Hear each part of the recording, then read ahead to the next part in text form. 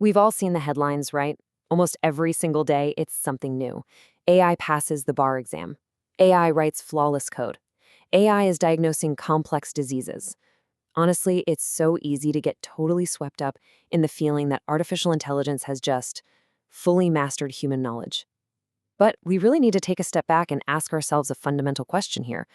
Are AI models actually as smart as we think they are? Or are we just giving them the wrong tests? Well, let's dive in and find out. Okay, take a look at the chart we've got here. State-of-the-art models are currently hitting over 90% accuracy on older standard tests like the MMLU. And at first glance, wow, that looks like absolute undeniable genius. But in reality, hitting 90% on the MMLU today is basically like a high school senior proudly showing off that they completely aced a middle school science quiz. The standard tests we've been relying on are totally saturated now. The AI has quite literally outgrown the yardstick we're trying to measure it with. So, in today's explainer, we're going to cut right through that illusion of mastery. We're exploring a completely groundbreaking new project that's designed to expose the actual bleeding-edge frontier of AI intelligence. And it has a seriously cool name. It's called Humanity's Last Exam. Before we get too deep into the weeds, let's just make sure we're all on exactly the same page. What is an LLM benchmark? It's essentially just a standardized exam for an AI. Simple as that. But here's the catch. If that benchmark is too easy, we get a highly distorted, overly optimistic view of what the machine can actually do. All right, moving into section 1. Humanity's Last Exam, building the ultimate, ungameable stress test. To fix this whole broken benchmark problem, an absolutely incredible global effort was launched. I mean, we're talking about an Avengers-level assembly of over 1,000 subject matter experts pulled from more than 500 institutions worldwide. Their mission? To build the final, close-ended academic exam. Period. And they generated a massive gauntlet of 2,500 insanely complex questions. You can see the breakdown on screen. It spans 41% advanced mathematics, 11% biology and medicine, plus physics, chemistry, engineering, you name it. It is the whole shebang. But how did they guarantee this test was actually going to be hard enough? Well, the secret lies in a really brutal multi-stage filtering process. Step 1 is literally the absolute core rule of the whole project. Before a question was even considered for this exam, they fed it directly into current frontier AI models. And if the AI could answer it correctly, it was immediately thrown in the trash. Gone.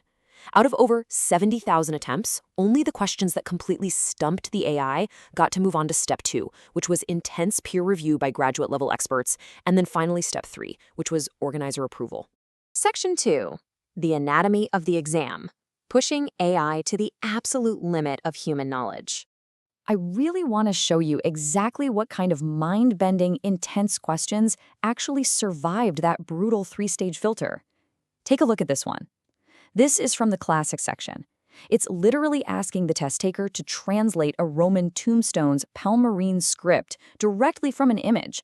I mean, to the average person, this is completely incomprehensible. You definitely can't just Google your way out of this one. It perfectly visualizes why these are truly expert-level, highly specific academic challenges. And it's not just ancient languages. Check out this incredibly complex molecular structure. This beautifully illustrates how the test is multimodal. It completely demands deep, graduate-level reasoning that synthesizes both text and these wild visual diagrams. This is a chemistry question asking to identify the specific electrocyclizations and cycloaddition in a thermal paracyclic cascade. Yeah. Try saying that 5 times fast. It requires a genuine, deep, structural understanding of the subject. All right, let's jump to section 3, the reality check. How did the world's smartest AI models actually perform? Okay, the stage is set. The ultimate test has been built. Prepare yourselves, guys, because here is the absolute mic drop moment. Look at these accuracy numbers.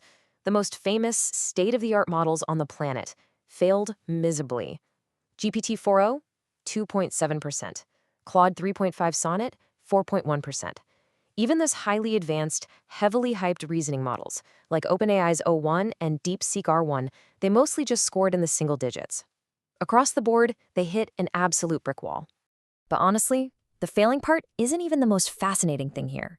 I want you to look at that third column from the table we just saw, calibration error. Let's define this real quick. Calibration error is basically the gap between a model's actual accuracy and its claimed confidence in its answers. Think of an AI with a high calibration error like a student who didn't study for a test at all, but they confidently bluff their way through an oral exam, speaking with total, absolute authority about a topic they literally know nothing about. So, as you can see, there is a super stark, undeniable contrast here.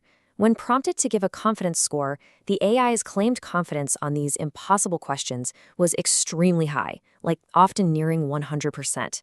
But its actual accuracy was abysmally low, struggling to even break 10%. The really wild takeaway here, the models don't even realize they're failing. Instead of just saying, hey, I don't know, they spit out totally incorrect answers with absolute, unwavering certainty. Section 4. The compute cost. Trying to reason through the impossible. So let's look at how all this failure translates into a physical cost. This chart right here shows the average completion token counts across the different subjects. When these newer reasoning models try to solve these incredibly dense questions, they don't just give up right away. Nope. They burn through massive amounts of compute tokens. They essentially sit there thinking and processing for a really long time, burning up immense amounts of energy and computational power, only to still arrive at the completely wrong answer. Which brings us to Section 5, what this means next, grounding the hype for scientists and policymakers. So ultimately, what are we supposed to take away from all of this? First off, despite the endless hype cycle, current AI objectively lacks human expert-level capability on these complex, closed-ended academic tasks. It's just not there yet. Second, humanity's last exam is a massive gift to the scientific community. It gives us a true North Star to measure actual, rigorous progress from here on out. Third, when models do eventually beat this test, and they will, it's going to prove immense technical knowledge. But keep in mind, that won't necessarily mean we've achieved artificial general intelligence, because this test still relies on structured, known answers, not open-ended human creativity. And lastly, all of this data creates a desperately needed common reference point for AI governance and future research. Humanity's last exam really does an incredible job of stripping away that illusion of mastery, right? It shows us exactly where artificial intelligence currently stands today, and it maps out a super clear path forward for the developers. But as we wrap up today's explainer, I want to leave you with one really powerful, slightly provocative thought to chew on. This benchmark might truly be the final closed-ended academic test we ever need to build for machines. But when AI finally does pass humanity's last exam, what test do we give it next? Thanks so much for learning with me today. Stay curious, and I'll catch you in the next explainer.